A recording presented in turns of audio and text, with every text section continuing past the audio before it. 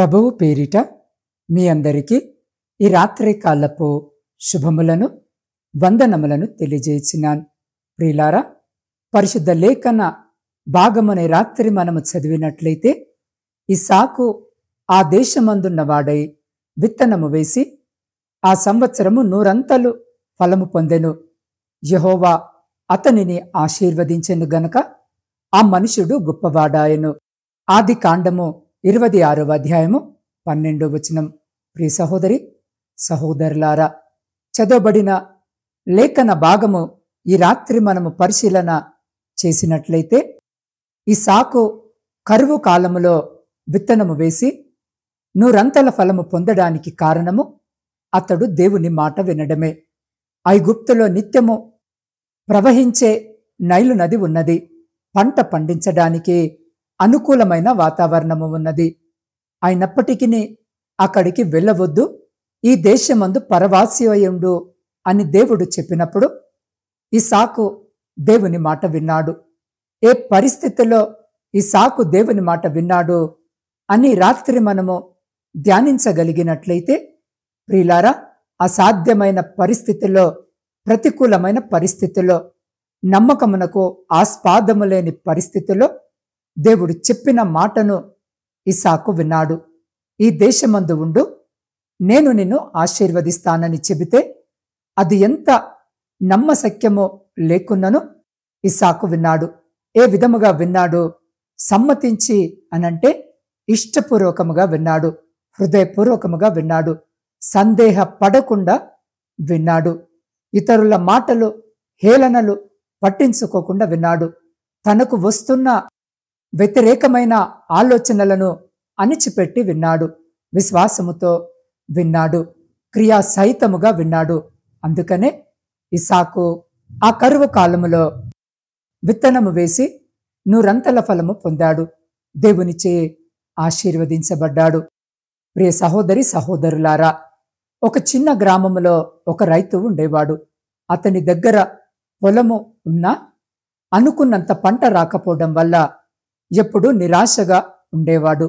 ఒకరోజు ఆయన ఒక దేవుని సేవకుని వద్దకు వెళ్ళి ఈ విధముగా చెప్పాడు, అయ్యా, నాకు చాలా భూమి ఉంది, నేను చాలా కృషి చేస్తున్నాను, కానీ ఆశించిన ఫలితాలు రావడం లేదు.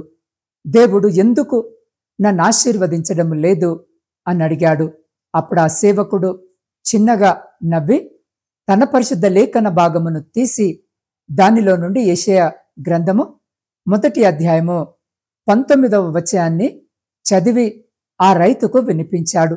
మీరు సమ్మతించి నా మాటలు వినిన ఎడల మీరు భూమి యొక్క పదార్థములను అనుభవింతురు అన్న వచనాన్ని చదివి ఆ దైవ సేవకుడు ఆ రైతుకు వినిపించాడు. అతనికి అర్థమయ్యేలా ఇంకో చిన్న ఉదాహరణను కూడా చెప్పాడు. ఒక తండ్రి తన కుమారుడికి మంచి బహుమతులు ఇవ్వాలని కోరుకుంటాడు, కానీ కుమారుడు తండ్రి మాట వినకపోతే ఆ బహుమతులు ఆ తండ్రి ఆ కుమారునికి ఇవ్వలేడు కదా. ఆ విధముగానే దేవుడు నీకు మంచి ఆశీర్వాదాలు ఇవ్వాలని కోరుకుంటున్నాడు, కానీ నీవు ఆయన వాక్యానికి లోబడాలి, ఆయన ఆజ్ఞలను పాటించాలి అని ఆ దైవజనుడు ఆ రైతుతో చెప్పినప్పుడు ఆ మాటలు రైతు హృదయాన్ని తాకాయి. ప్రియ సహోదరి సహోదరుడా, రైతు దీన్ని హృదయపూర్వకముగా గ్రహించాడు. ఆ రోజు నుండే దేవుని వాక్యాన్ని క్రమముగా చదవడము ప్రారంభించాడు. నిజాయితీగా ప్రార్థించడము మొదలుపెట్టాడు. కొద్ది రోజులకే ఆయన హృదయము మారింది. ఆయన తన పొలములో కూడా శ్రమిస్తూ విశ్వాసముతో పనిచేయడము మొదలుపెట్టాడు. అద్భుతముగా ఆ ఏడాది ఆ రైతు పొలము పుష్కలమైన పంటనిచ్చింది. ఆర్థికముగా తన కుటుంబము స్థిరపడింది. ఆయన గృహము సంతోషముతో నిండిపోయింది. ప్రియ సహోదరి సహోదరుడా, దేవుని వాక్యానికి సమ్మతించి ఆయన ఆజ్ఞలకు విధేయముగా ఉంటే దేవుడు మనకు మంచి ఆశీర్వాదాలను అనుగ్రహిస్తాడు. కాబట్టి ప్రియ సహోదరి సహోదరుడా, పరిశుద్ధ లేఖన భాగము నుండి ఒక వాక్యాన్ని నేను మీకు జ్ఞాపకము చేస్తాను. కొరింథీయులకు రాసిన 2వ పత్రిక 9వ అధ్యాయము 10వ వచనము. విత్తువానికి విత్తనమును, తినుటకు ఆహారమును దయచేయి దేవుడు మీకు విత్తనము దయచేసి విస్తరింపజేసి మీరు ప్రతి విషయములో పూర్ణ ఔదార్య భాగ్యము గలవారగునట్లు మీ నీతి ఫలములు వృద్ధి పొందించును అన్న వచనము ప్రకారము అవును ప్రియ సహోదరి సహోదరుడా, దేవుడు మన జీవితాలలో మన నీతి ఫలమును వృద్ధి పొందించాలి అని అంటే దేవుని మాట మనము వినేవారిగా ఉండాలి. విత్తనము వాక్యమునకు సాదృశ్యముగా ఉన్నది.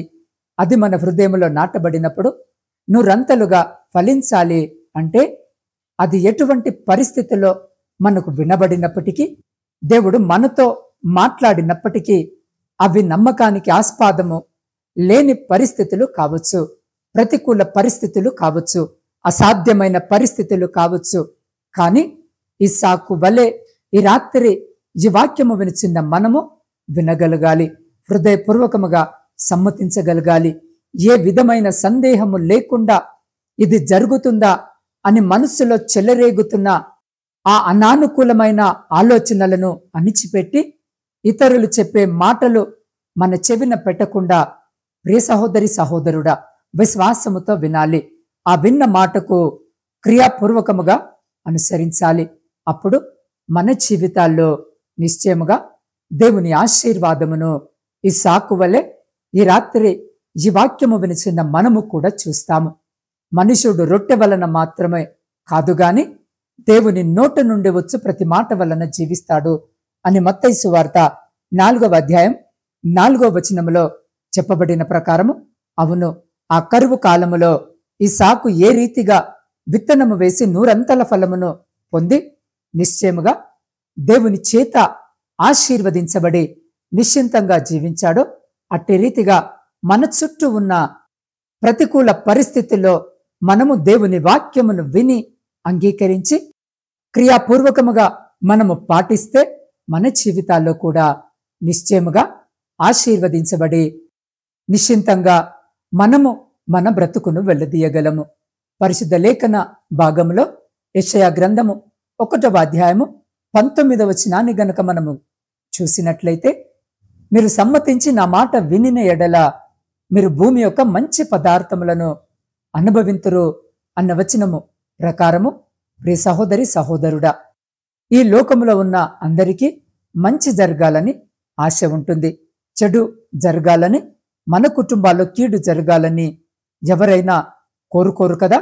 అందరూ కూడా ప్రపంచంలో ఏ మూలకు వెళ్ళినా, ఏ ప్రాంతము వారైనా ఏదైనా పని ప్రారంభిస్తుంటే మంచి జరగాలి, అంతా మేము అనుకున్నట్టే జరగాలని ఆశిస్తుంటారు.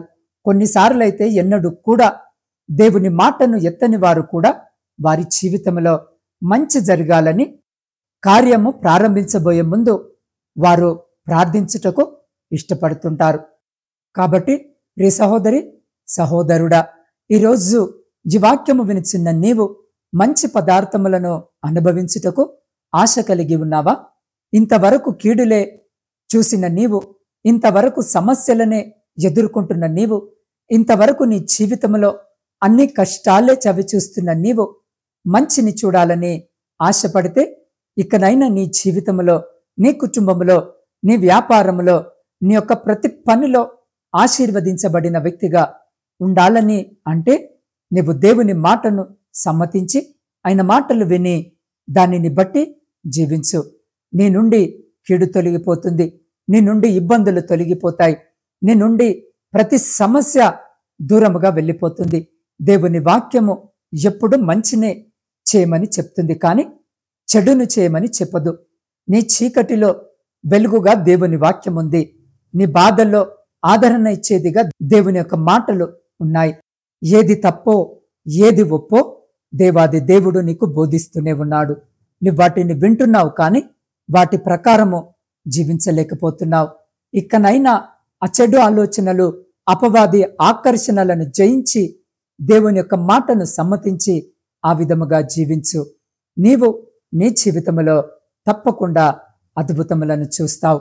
కాబట్టి ప్రియ సహోదరి సహోదరుడా, ఈ రాత్రి ఈ మాటలు వింటున్న నీవు విన్న మాట నీ హృదయములో ఫలభరితముగా ఉండులాగున ఈ సమయంలో ఈ వాక్యము వినిచిన్న మీరు ఏ స్థలములో ఉన్నా, ఏ స్థితిలో ఉన్నా అదే స్థలములో అదే స్థితిలో నిలబడి ఉండి విన్న వాక్యమును బట్టి ప్రార్థనలో ఏకీభవించండి. పరిశుద్ధుడా, మహోన్నతుడమైన మా ప్రియ పరలోకపు పరమ తండ్రి, మీ శ్రేష్టమైన పరిశుద్ధమైన ఉన్నతమైన నామాన్ని బట్టి స్తుతులు స్తోత్రాలు వందనాలను చెల్లించుకొనిచున్నాం.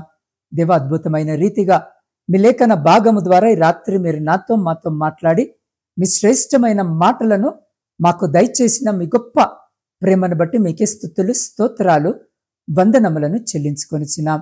తండ్రి, నీ బిడ్డలైన వారిని ఎప్పుడు కూడా శ్రేష్టముగానే మీరు చూస్తారు. అయ్యా, బిడ్డల పట్ల మీరు కార్యాలు జరిగించగల దేవుడవు. తండ్రి, ఈ రాత్రి ఎందరైతే బిడ్డలు ఈ యొక్క మాటల ప్రకారముగా జీవిస్తున్నారో వారి జీవితాల్లో తండ్రి మంచి పదార్థాలను వారు అనుభవించడానికి కృపను చూపించండి. మీ యొక్క మాట వినడము ద్వారా అయ్యా మేము ఆశీర్వదించబడతాం.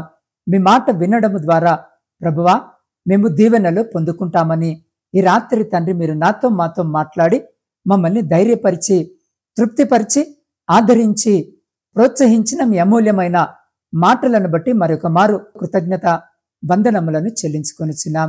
దేవా, ఎందరైతే ఏ సమస్యలతో ఇరుకులతో ఇబ్బందులతో వారు చెప్పుకోలేనటువంటి శోధనలు కలిగి తండ్రి రాత్రి మీ వైపు చూస్తూ మొరపెడుతున్నారో ప్రతి బిడ్డ మొరకు సమాధానం మీరు దయచేయండి. అవును ప్రభువా, మొరపెట్టుము నేను నీకు ఉత్తరం ఇచ్చేదని అంటున్నావు. తండ్రి, మీరే సహాయము దయచేయండి. ప్రతి బిడ్డ పట్ల కనికరాన్ని చూపండి. అయ్యా, అవి ఎటువంటి ప్రతికూల పరిస్థితులైనా మేము కూడా ఈ సాకు వలె నీ మాట విని అంగీకరించి పాటించి నీ ద్వారా ఆశీర్వదించబడుటకు మా జీవితంలో నూరంతల ఆశీర్వాదాన్ని మేము చూచుటకు నీ కృపను మాకు దయచేయమని నీ పాద సన్నిధిలో వేడుకొనిచున్నాం. దేవా, ఈ గాఢంధకారమైన చీకటిలో ప్రయాణాలు చేస్తున్న ప్రతి బిడ్డ ప్రయాణమును జ్ఞాపకము చేసుకోండి. చేరవలసిన గమ్యస్థానానికి సురక్షితంగా చేర్చమని వేడుకొనిచున్నాం. దేవా, శారీరక మానసిక బలహీనతలతో బాధపడుతున్న ప్రతి బిడ్డను జ్ఞాపకము చేసుకుని ముట్టి సంపూర్ణ స్వస్థతను బిడ్డలకు దయచేయమని వేడుకొనిచున్నాం. ఆ బిడ్డలకు పరిచర్య చేస్తున్న ప్రతి బిడ్డను కూడా జ్ఞాపకము చేసుకోమని వేడుకొనిచున్నాం. దేవా, వ్యవసాయదారులను జ్ఞాపకము చేసుకోండి. వారి పనంతటిని ఆశీర్వదించి వారి సమస్తమును మీ కృపలో భద్రపరచమని వేడుకొనిచున్నాం. దేవా, విద్యార్థుల కొరకు ప్రార్థిస్తున్నాం. బిడ్డలను జ్ఞాపకము చేసుకుని జ్ఞానాన్ని జ్ఞాపక శక్తిని మెండుగా దయచేయమని వేడుకొనిచున్నాం. ఉద్యోగము లేని ప్రతి బిడ్డకు ఉద్యోగము దయచేయమని వేడుకొనిచున్నాం. అయా, ప్రాముఖ్యముగా భయంకరమైన వర్షాల ద్వారా వరదలలో చిక్కుకొని నా తండ్రి ఇబ్బందులను ఎదుర్కొంటున్న ప్రతి బిడ్డ కొరకు ప్రార్థిస్తున్నాం. బిడ్డలందరినీ జ్ఞాపకము చేసుకోండి. అయా, కావలసిన సహాయాన్ని దయచేయండి.